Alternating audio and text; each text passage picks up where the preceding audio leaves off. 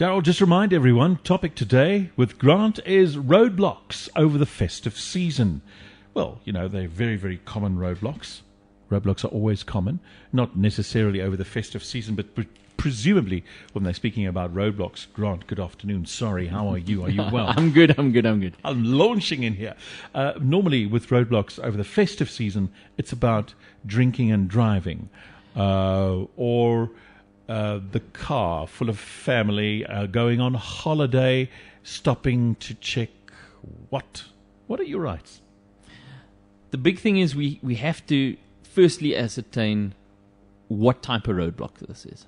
Now, you get an informal roadblock, which is set up by the police in the community. Or and it just moves around, sort of like a roving roadblock, just goes. They can move it to wherever they want. Yeah. But a lot of the times the police will decide, or traffic department will decide, we're going to set up a roadblock at this place from this time till this time. So that they're trying to get as many people through to be checked as possible. All right. The next type of roadblock is a K78 roadblock, and that is actually authorized by the National Police Commissioner. And at that roadblock, and those are usually provincial roadblocks, they are allowed to actually search your vehicle without a warrant. So they would be given a blanket warrant because of the fact that it's the National Commissioner has actually authorized this roadblock to then search vehicles and that kind of thing. Visibly, you can see that roadblock as well. The cars are suddenly parked at a parallel kind of a park along the road. They close either a lane or they would close both lanes and then take you through. So a lot of the time they won't check every vehicle, but there are certain roadblocks where they would actually check every vehicle. And you must ascertain what type of roadblock this is. Because the biggest issue is people are getting annoyed. You're on your way, you're going down to the coast, you get stopped in a roadblock. Now, besides the traffic that is now backed up because of this stop and search, you are now in a hurry. You want to get to your destination. And the biggest mistake people make is they actually get nasty with the police officer. They're just there, they're doing their job, they've been told, today you're going to be running this operation, this is what you want you to look for. And people get annoyed with that because they are in a hurry. And that can make your life very, very difficult because they're in a position to be able to do it. So they can detain you for a while they search your vehicle, that kind of thing. They can ask you to unpack your entire boot, if it's a national roadblock or a provincial roadblock. They can tell you, listen, unpack everything. We want to search everything now. So they can make your life a bit of a misery. So I always say, be polite. Know what the differences are. But again, you must not let them infringe your rights. Now, there's certain instances where a police official can arrest you. So, let's say, for example, you were under the influence of either drugs or alcohol, and they suspect that. Then an arrest is forthcoming. They can do the same. And like you rightfully said, you said, listen, during this time, they're usually looking for that kind of thing. But it goes further. Let's say it's a roadblock that is started up by traffic officials. They're probably looking for outstanding warrants. And if there's an outstanding warrant, you can be arrested. But you must know, if there's an outstanding warrant, they have to produce the original. So if a court has now issued a warrant against you for any rhyme or reason, you can then request that document to be presented. And it should be presented within 30 minutes of you asking for the same. Otherwise, they're not entitled to detain you without the originals being available. With the postal services as they are in South Africa, not very good. That's my point of view. Not the opinion of this radio station or its management, and nothing to do with you, Grant. Post arrives, and very often it is late. Late. Could be up to a month late. Maybe a little bit more. Even more. And there's the warrant. The day this is expired, or not the warrant, but information leading to the fine is payable on or before this day, etc., etc. And you receive it late. Now what? Remember, a lot of the time they would. I know you're talking about roadblocks, but it just gets but to me. a lot of the time they would actually have to serve the summonses. So you would be aware. There are certain instances where people are not aware, where it's documentation was served on, let's say, a domestic worker or a colleague, and the person was out of the country, and then warrants get authorized because they weren't there on the court date. Then you need to be presented with the information. You have to be presented with the warrant. They must be able to show you the originals. Okay. They can't just say, yes, but it's on the system. I've personally been in a situation where warrants were authorized even though the offense had been withdrawn by the state. And then I was stopped and they said, listen, we have to take you into custody. There's a warrant. And then I said, listen, please provide me with your control documents. I need to see your controls. And when we eventually got to the traffic department, they saw that the originals, the charges were withdrawn. So there are these instances where this comes to the fore. And I can personally attest to the same. So you have to know what your rights are. The big thing, if they say there's a warrant outstanding for you, we're taking you into custody, always turn around and say, I want the originals to be presented. Because if they can't present the originals, they're not entitled to arrest you. The next thing then is... Sorry, easier said than done, lad. As yes, a normal but human being, you've got you're to... in this roadblock, you're going, I want to see the original. And I got to go, hey? I want to see the original. The original warrant, where is it? If they don't have it, they're not entitled to. If they do take you into custody then, based on the same, it's a wrongful arrest at that point. And then? And then you're going to be kept in custody, but then you do have a claim against the state for that wrongful arrest. So yes, Okay. it's a huge inconvenience because now you're being taken into custody. Yeah. But you would have a claim and you would be able to then institute a civil claim against the state. Okay. The next thing is traffic offences, traffic fines that are outstanding. They can stop you, but they can't force you to pay those fines if they can't prove that summons was served pertaining to those fines. So these roadblocks where they say, okay, just come in here, there's a little ATM ready to rock and roll, and they say, listen, you've got to pay all these fines, otherwise we're arresting you.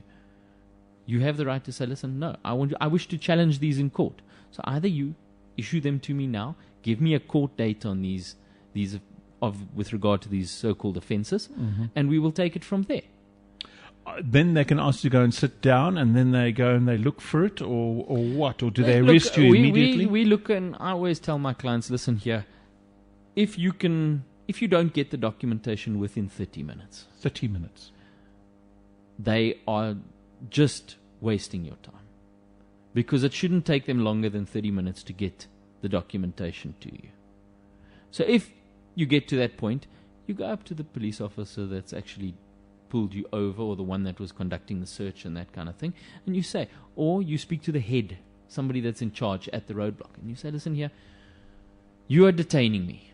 At this point it's unlawful because you cannot provide me with the original documentation. Alternatively, issue documentation to say that I have to appear in court on a certain date. If that's the case, I'm going to leave. These are my details, this is where you can find me. So you're not telling them I'm just going to summarily leave. You're playing open cards with them and you're saying, this is where you can find me, here's my details, here's my number. Please find me when you guys are ready to find me. Okay. And they shouldn't look at it as you being pushy. But again, it's a very, very fine line. Because some people are just naturally pushy you're enforcing your rights, and they feel that they're being victimized as the police, and then they tend to take you into custody, kind of thing. Okay.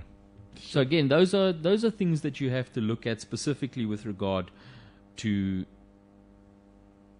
a roadblock. Better still, just call your lawyer. Again, if he or she is available. If they're available. With regard to routine checks, they can check the vehicle, and then depending on the type of roadblock, as I've explained, they may request a full search. With regard to a driver that's committed an offence, like failing to stop at a stop street or was speeding, there they can stop you, but that's usually done after the offence has taken place. So it usually ends up in either a police chase or they radio ahead and have someone stop you. If there's a suspicion that the vehicle is stolen, this is where you start getting these grey areas. Some vehicles are reported stolen on the system, but the information is captured incorrectly. So now your registration shows up. Or when they're doing these routine checks for stolen vehicles, something was not entered correctly and then flags this vehicle as you go through. And that's when it starts becoming a problem, because at that point you're suspected as being in possession of stolen property. Those roadblocks that just are there to calm traffic down from 2 lanes to 1 lane, and there's a camera at about eye level of the number plate, and then you're pulled off after that event. What's the camera there for? Why are they doing this? What is it? What they're doing specifically there is they're actually looking if you've got traffic offences outstanding, because they've got a specifically for traffic offences. That's specifically for traffic offences, or to see if there's warrants outstanding, because the warrant will be flagged to the registration of the vehicle. So, if there's a warrant out for the person that was allegedly driving the vehicle and committed an offence and didn't appear in court, then you as the driver of that vehicle, so let's say you're borrowing your cousin's vehicle, he's got warrants outstanding, you will be arrested because you're in possession of that vehicle. Irrespective of whether that car's not registered in your name. So it doesn't carry the registration particulars immediately.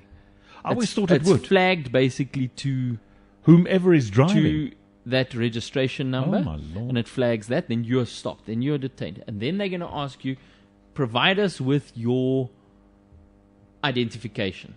Okay. And then they will cross-reference that to who the warrant's actually out for. So you're automatically going to get stopped if there's warrants outstanding pertaining to that vehicle.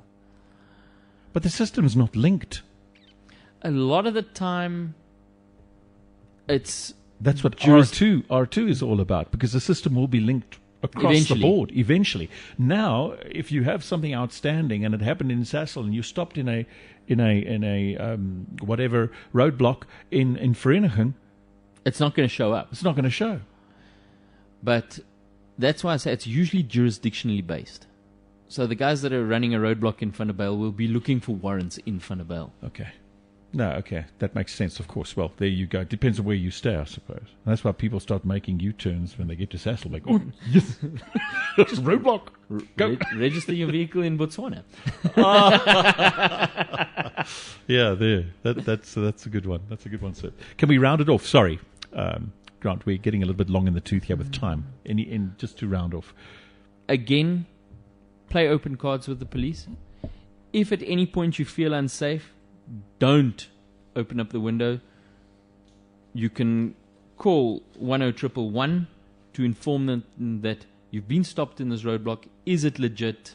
That kind of thing, because a lot of criminals out there actually will be dressed as officials and will be basically hijacking people when they stop them in these roadblocks. So be careful out there. Be aware of what's going on around you. Be mindful of your settings. And if needs be and you feel unsafe, please phone 10111. Find out if this roadblock is legit, so that you don't place you and your family in harm's way. All right. So many questions I have. Oh, so many questions. You get the wrong driver's license back in a roadblock. Yours gets confused with someone else's. Oh, the headache. Can you imagine then? You got to go and reapply. Oh, no. No. A friend of mine, that happened to him. Please ask for his driver's license. They go off, check it, come back. Give him somebody else's. Yeah, and he didn't check, and he put it back in. A day later, who's this woman? How did I look at that? There it is. Thank you very much, Grant. Thanks for coming in.